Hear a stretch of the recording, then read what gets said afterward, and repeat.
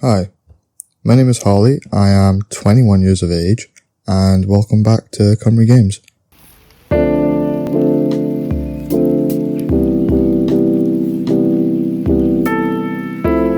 Now, I want to say thank you for all the support on the last video, my first one, as it got a lot more support than I initially intended, and I'm very grateful for that. It was just a silly video about me ranting about where I'm at, and it was just a general introduction. And hopefully this video and future ones will not be as all over the place as that one was. But anyway, I just wanted to give a huge thank you to anybody that viewed that video because it meant a lot. And in that video, I announced I was developing a game called Galacticats, so let's have a look at what I've developed since.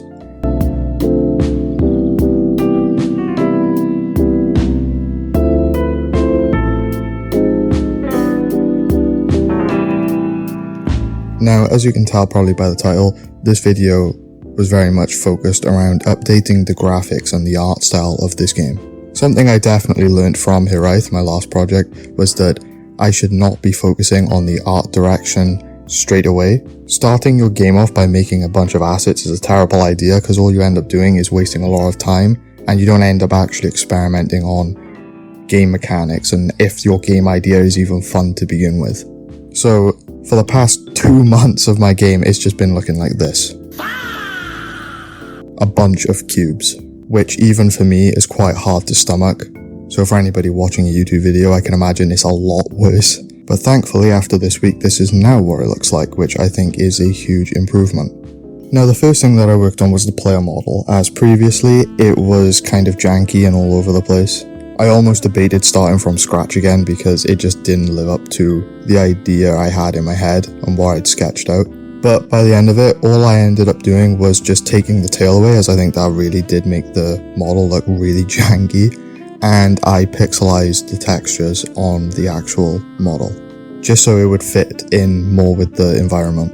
And I would like to say it was as easy as that to change, but for some reason I struggle so hard with character models and the whole workflow of putting them through Mixamo and then back into Blender and then back into Godot. I find it so tedious and there's always some issues with textures rendering correctly or missing textures in Mixamo. So this regrettably took a lot more time than I intended, and even now it's a lot better, but it is still clearly very visibly not perfect. But I think now it's a lot more passable, but that's all I really wanted to achieve. Now that was something I was working on and off in between other models that I was doing because it was just such a pain. But the first thing that I actually finished was the new ship model, which I have to say I think is really cool actually. I think for me, who is still very relatively new at Blender, I think that's actually pretty good. And I think it fits well between not being too complex but also not being too simple. Again though, this is also not perfect obviously, as I think the textures have a long way to go. I think especially comparison to the rest of the things I ended up modeling. The textures is just a bit too simple. There's no visible pixels on it, it's just red. And even the boosters on the back I think are probably too simple, but it is definitely far above what used to be before it. Luckily for the ship, I did also have a reference that I'd sketched along with my cat, so it was just a case of modeling it and just making it come to life like I had originally thought of in my head. And I think for the most part it turned out pretty well. But like the cat, I struggle so much with texturing and I don't know why. The next thing I worked on was the gas station, which I already had a really cool branding idea for it. With the whole cat theme going, I came up with this V-line fuel, which is just really goofy, but it's honestly kind of perfect for this game. So I thought the logo I kind of outdid myself on, to be honest, with the F's standing for like the cat's whiskers as like a logo. I can't lie, I'm really proud of it. And since you cannot just breathe in space, I had to think of a canonical reason why the cat can just get out of his ship and start fueling up. So I came up with the idea of having some kind of oxygen bubbles or domes on debris. And after designing this gas station, it kind of gave me the idea that this section could be almost set in like a meteor field or asteroid field, wherever the correct term is, as that would also lend itself well to having a built-in threat in the environment where you can like crash into other asteroids.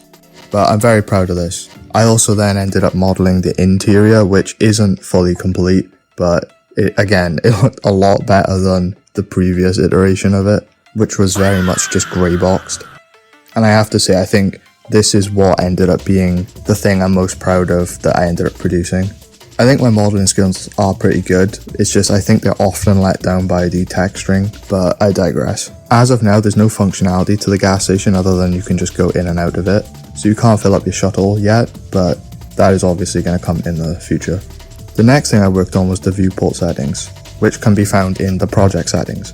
I always intended this game to have a low resolution look with PlayStation 1 style graphics, so I ended up tweaking the display resolution so the graphics all look very stretched.